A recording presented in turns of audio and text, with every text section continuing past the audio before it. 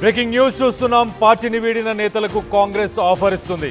కాంగ్రెస్ నుంచి ఇతర పార్టీలకు చేరిన నేతలందరూ తిరిగి కాంగ్రెస్లోకి రావాలని చెప్పి పిలుపునిచ్చారు. పిసిసి విస్తృత స్థాయి సమావేశంలో డిప్యూటీ సీఎం బట్టి విక్రమార్క ఈ ప్రతిపాదనను ముందుకు తీసుకొచ్చినట్టు తెలుస్తుంది. మొత్తం మీద అయితే గతంలో కాంగ్రెస్ను వీడిన పొన్నాల లక్ష్మయ్య, సబితా ఇంద్రారెడ్డి, అలాగే మనం చూస్తే కనుక సుధీర్ రెడ్డి, నందికంటి శ్రీధర్, నాగం జనార్దన్ రెడ్డి, అలాగే విష్ణువర్ధన్ రెడ్డి, ఇలా చెప్పుకుంటూ పోతే సునీత లక్ష్మారెడ్డి, పాల్వాయి హరీష్, ఇలా బీఆర్ఎస్ మరియు బీజేపీలో చేరారు. కాంగ్రెస్కి సంబంధించిన సీనియర్ నేతలు, ఇతర పార్టీల్లో చేరిన నేతలు తిరిగి కాంగ్రెస్లోకి చేరడంపై ప్రస్తుతానికైతే ఉత్కంఠం నెలకొంది. మొత్తం మీద అయితే ఏదైతే వర్కింగ్ కమిటీకి సంబంధించిన భేటీలో కూర్చున్నప్పుడు ఈ డిస్కషన్ వచ్చింది. దాని తర్వాత పొన్నం ప్రభాకర్, ట్రాన్స్పోర్ట్ మినిస్టర్ పొన్నం ప్రభాకర్, అలాగే డిప్యూటీ సీఎం బట్టి విక్రమార్క, వీళ్ళందరూ కూడా ఇదే హైలైట్ చేశారు. అసలు సడన్గా ఇదంతా హైలైట్ చేయాల్సిన అవసరం ఏముంది? పార్టీలో ఎవరైతే పార్టీ నుంచి వీడిపోయిన సీనియర్ నేతలు ఎవరైతే ఉన్నారో వాళ్ళని మళ్ళీ ఎందుకు తీసుకోవాలనుకుంటున్నారు అన్న దానిపై ఇప్పుడైతే ప్రస్తుతానికి చర్చ నడుస్తుంది. దీనికి సంబంధించి మరిన్ని వివరాలు మా ప్రతినిధి మధు ఉన్నారు. మధుతో మాట్లాడి తెలుసుకునే ప్రయత్నం చేద్దాం. మధు, చెప్పండి, అసలు సీనియర్ కాంగ్రెస్ నేతలని మళ్ళీ పార్టీలోకి చేర్చుకోవాలన్న ఉద్దేశం, ముఖ్య ఉద్దేశం ఏంటి? అండ్ ఒకవేళ వాళ్ళు తిరిగి వస్తే వాళ్ళకి కాంగ్రెస్ పార్టీ ఏం ఆఫర్ చేయబోతుంది? ఎగ్జాక్ట్లీ నిన్న జరిగినటువంటి విస్తృత స్థాయి సమావేశంలో ఈ స్టేట్మెంట్ చేశారు బట్టి విక్రమార్క, ఉప ముఖ్యమంత్రి. అయితే ఇది సర్వసాధారణంగా ఇతర పార్టీలు చేసేటువంటి అప్పీల్గానే చూడాల్సినటువంటి అవసరం ఉంది. కాకపోతే ఇప్పుడు అప్పీల్ చేసినటువంటి దాంట్లో ఉన్నటువంటి వాళ్ళంతా కూడా దాదాపు ఎమ్మెల్యేలుగా చాలామంది ఉన్నటువంటి పరిస్థితి. కొద్దిమంది అత్యంత తీవ్రమైనటువంటి విభేదించి పార్టీని, అక్కడ ఉన్నటువంటి పార్టీలో ఉన్నటువంటి కీలక నాయకులను విభేదించి బయటకు వచ్చినటువంటి వాళ్ళు. ఎగ్జాంపుల్ పొన్నాల లక్ష్మయ్య, మాజీ పిసిసి అధ్యక్షులైన తెలంగాణ కాంగ్రెస్ ప్రదేశ్కి. సో గతంలో ఆయన మంత్రిగా కూడా పనిచేశారు ఉమ్మడి ఆంధ్రప్రదేశ్లో. ఆ పొన్నాల లక్ష్మయ్యను రేవంత్ రెడ్డి చేసినటువంటి కామెంట్స్ చాలా డెరగేటరీ కామెంట్స్గా ఉన్నాయంటూ ఆయన కాంగ్రెస్ పార్టీని వీడి ఆయన బీఆర్ఎస్కి వచ్చినటువంటి సిచ్యువేషన్, నన్ను అవమానిస్తూ ఉన్నారు పార్టీలో అనేటువంటి విషయంలో, జనగామ టికెట్ విషయంలో ఆయనకు హామీ లభించకపోవడంతో ఆయన పార్టీ మారినటువంటి పరిస్థితి. తర్వాత జరిగినటువంటి పరిణామాల్లో రేవంత్ రెడ్డి ఆయనను కామెంట్ చేశారు. తర్వాత సబితా ఇంద్రారెడ్డి, సునీత లక్ష్మారెడ్డి, నాగం జనార్దన్ రెడ్డి, విష్ణువర్ధన్ రెడ్డి, తర్వాత నందికంటి శ్రీధర్, వీళ్ళంతా చాలామంది ఉన్నారు. మల్కాజ్గిరికి సంబంధించినటువంటి నియోజకవర్గంలో టికెట్ హామీ ఆయనకు కాంగ్రెస్ పార్టీ నుంచి దాదాపు ఖరారైన తర్వాత చివరాఖర్లో మైనంపల్లి హనుమంతరావు అక్కడికి రావడంతో, టికెట్ అడగడంతో ఆయన పార్టీ వీడి బీఆర్ఎస్కు వెళ్ళినటువంటి పరిస్థితి నందికంటి శ్రీధర్. సో బుజ్జగించే ప్రయత్నం చేసినప్పటికీ కూడా హామీ ఇచ్చి ఆయనకు ఎలాంటి హామీ ఇచ్చినా కూడా ఆయనకు ఎలాంటి న్యాయం చేయకపోవడంతో కాంగ్రెస్ పార్టీని వీడినటువంటి పరిస్థితి. సో చాలామంది ఉన్నారు ఇట్లా. ఇప్పుడు Sabitha Indra Reddy already BRS party నుంచి ఎమ్మెల్యేగా గెలిచారు. గతంలో కాంగ్రెస్ పార్టీ ఎమ్మెల్యేగా గెలిచి వచ్చినటువంటి పరిస్థితి. ఎల్బీనగర్ నుంచి సుధీర్ రెడ్డి గతంలో కాంగ్రెస్ ఎమ్మెల్యేగా గెలిచి బీఆర్ఎస్లోకి వచ్చారు. ఇప్పుడు బీఆర్ఎస్లోనే ఉంటూ మళ్ళీ ఎమ్మెల్యేగా గెలిచారు. సునీత లక్ష్మారెడ్డి కూడా ఎమ్మెల్యేగా కొనసాగుతున్నటువంటి పరిస్థితి. ఇట్లా చాలామంది ఉన్నారు.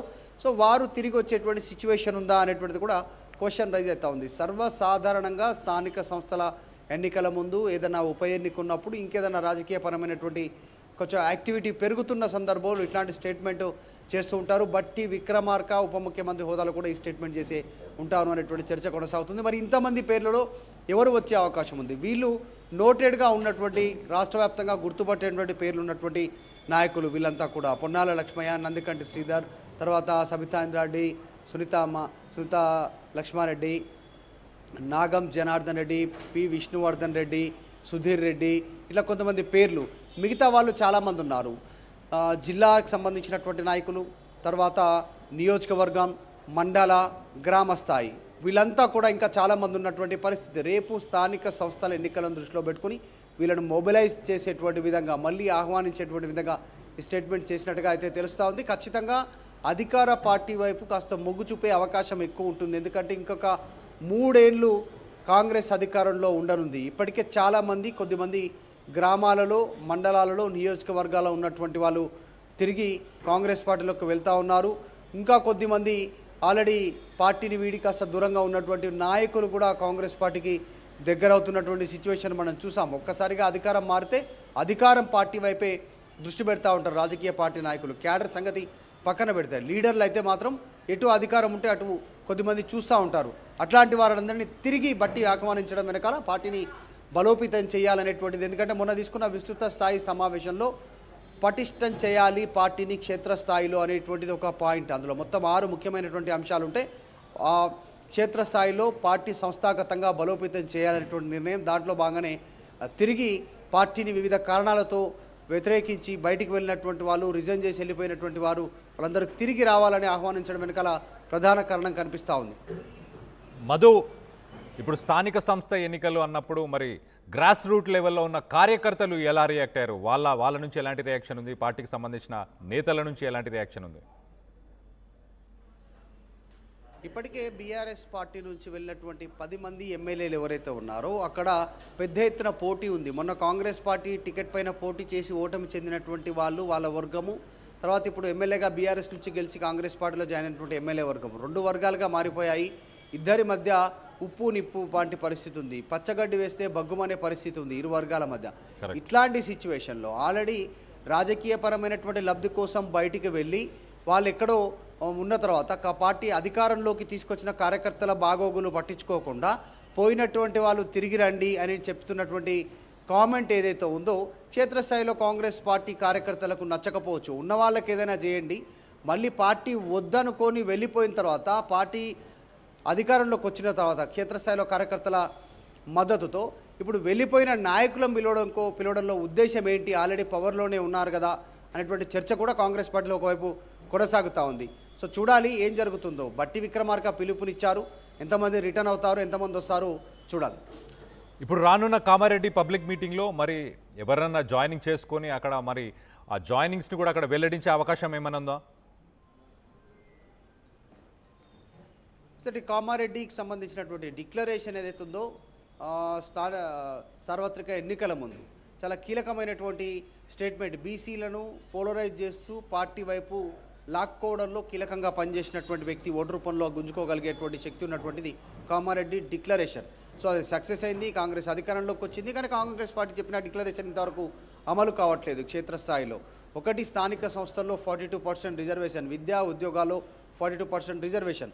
సో ఈ అంశాలపైన క్లారిటీ లేదు. ఇప్పటికే ఒక ఆర్డినెన్సు, 3 బిల్లులు, 2 గవర్నర్ దగ్గర, 2 రాష్ట్రపతి దగ్గర పెండింగ్ ఉన్నటువంటి సిచ్యువేషన్. ఇవి ఉండగానే కామారెడ్డి డిక్లరేషన్ పెట్టినటువంటి సభ ప్రకటించినటువంటి అదే గ్రౌండ్లో అక్కడే పిసిసి చీఫ్ ఆధ్వర్యంలో ముఖ్యమంత్రి, మంత్రులు, ఖర్గే, రాహుల్ గాంధీ, సిద్ధరామయ్య వీళ్ళందరినీ ఆహ్వానించి అక్కడ మీటింగ్ పెట్టుకోవాలనుకోవడం 1,00,000 మందితో బహిరంగ సభ. సో ఆ రోజు జాయినింగ్స్ ఉంటాయా లేదా అనేటువంటిది పక్కన పెడితే ఈ అంశం కాస్త నెగిటివ్ అయ్యే అవకాశం ఉంది ప్రస్తుతం.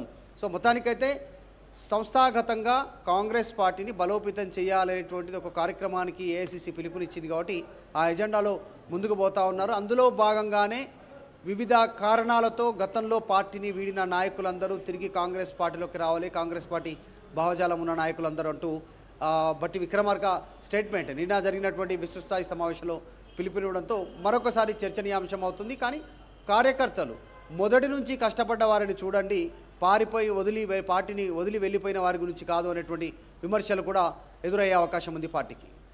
Right Madhu, thanks for the update. గతంలో కాంగ్రెస్ని వీడిన ఎవరైతే సీనియర్ నేతలు ఉన్నారో నాయకులు, బీజేపీ బీఆర్ఎస్కి వెళ్ళిన వాళ్ళందరూ తిరిగి పార్టీకి రావాలని చెప్పేసి ప్రస్తుతానికైతే వర్కింగ్ కమిటీ సమీక్షా భేటీ ఏదైతే ఆ భేటీలో డిప్యూటీ సీఎం బట్టి విక్రమార్క, అలాగే ట్రాన్స్పోర్ట్ మినిస్టర్ పొన్నం ప్రభాకర్ వీళ్ళందరూ కూడా చర్చించారు. మొత్తానికైతే గ్రాస్ రూట్ లెవెల్లో కార్యకర్తలందరిలో ఉత్సాహాన్ని తీసుకురావడానికి రానున్న రోజుల్లో స్థానిక సంస్థ ఎన్నికలు ఏవైతే ఉన్నాయో ఆ ఎన్నికల సమయంలో కూడా ఇవన్నీ పార్టీకి మైలేజ్ ఇస్తాయని చెప్పుకోవడం